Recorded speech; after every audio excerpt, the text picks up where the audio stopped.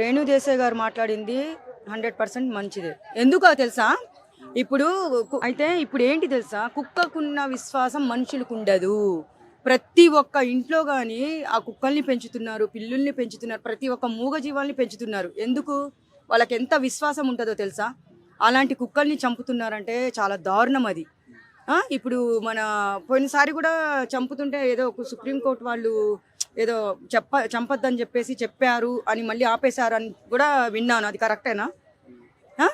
అయితే ఇప్పుడు ఒక ముద్ద అన్నం పెట్టిన తర్వాత మీరు 10 సంవత్సరాల తర్వాత పోయినా కానీ అది గుర్తుపడుతుంది. ఎందుకు? విశ్వాసం. మనుషులకుందా విశ్వాసం? చూపించండి. ఇప్పుడు నేరాలు ఘోరాలు మీరు చూస్తున్నారు కదా, జనాలు ప్రజలు ఆడపిల్లల మీద ఎగబడి రేపులు చేయడము, దారుణంగా చంపడము, అలా చేసిన వాళ్ళకి మీరేం చేయలేకపోతున్నారు. ఒక నోరు లేని జంతువుల్ని మీరు కుక్కల్ని చంపుతున్నారంటే అది ఎంత పాపం? అది పాపం కాదా? అది ఊరికే పోదు. ఆ ఉసురు ఊరికే పోదు. కుక్కల్ని చంపితే మాత్రం ఆ ఉసురు ఊరికే పోదు.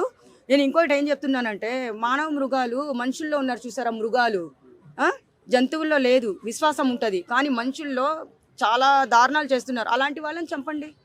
తీసుకోపోయేసి కరెంట్ షాక్ కొట్టి కుక్కల్ని మీరు కరెంట్ షాక్ ఇవ్వడము, తీసుకోపోయి చంపడం అలా చేస్తున్నారు కదా.